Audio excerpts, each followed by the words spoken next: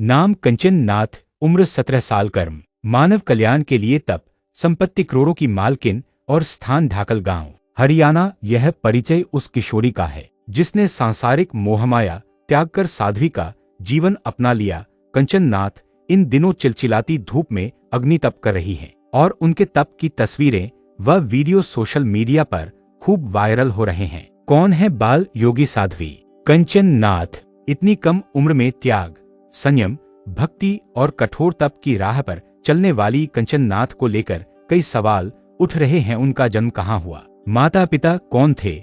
उनके पास करोड़ों की संपत्ति कहाँ से आई? इन सभी सवालों के जवाब उनकी गुरु योगी राजनाथ ने दिए हैं। हरियाणा के जींद जिले की नरवाना तहसील स्थित ग्राम पंचायत धाकल गांव के काली माता मंदिर में बाल योगी साध्वी कंचन नाथ तपस्या कर रही हैं। वे हर दिन दोपहर 12 बजे से 1 बजे 15 मिनट तक 9 धूनों गोबर के जलते उपलों के बीच बैठकर तप करती हैं। कंचन नाथ की तपस्या कितने दिन की है? योगी राजनाथ के अनुसार उनकी शिष्या कंचन नाथ आगामी 12 वर्षों तक ज्येष्ठ माह में अग्नि तप करेंगी। 14 मई 2025 से आरंभ हुई पहली अग्नि तपस्या पहले 21 दिन चलनी थी, लेकिन अब कंचन इसे 31 या 41 दिन तक बढ़ाना चाहती हैं, क्योंकि उनका तप में मन अधिक रम गया है। कंचन नाथ तपस्या कैसे करती हैं? कंचन नाथ पीले वस्त्र पहनकर अग्नि के 9 धूनों के बीच बैठती हैं।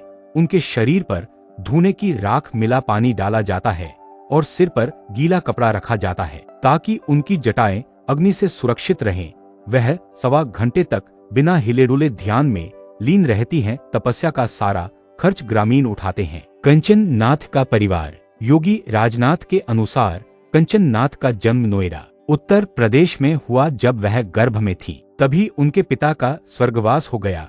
जन्म के कुछ समय बाद माँ भी चल बसी। नानी अंधी थी और मामा समेत अन्य रिश्तेदार उन्हें पालने में असमर्थ थे। ऐसे में 5 माह की उम्र में उन्हें नरवाना स्थित उनके आश्रम में छोड़ दिया गया, जहां से उनका साध्वी जीवन आरंभ हुआ। कंचन नाथ की शिक्षा। भारत की सबसे छोटी साध्वी कही जा रही कंचन नाथ फिलहाल 12वीं कक्षा की स्वयंपाठी छात्रा हैं।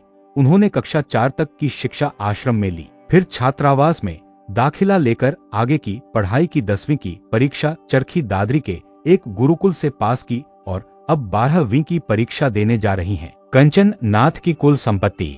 योगी राजनाथ ने बताया कि उन्होंने कंचन नाथ को गोद लिया है और अपनी गद्दी की उत्तराधिकारी घोषित किया है। साथ ही 3 शिव मंदिरों और अपनी निजी जमीन भी उनके नाम कर दी है।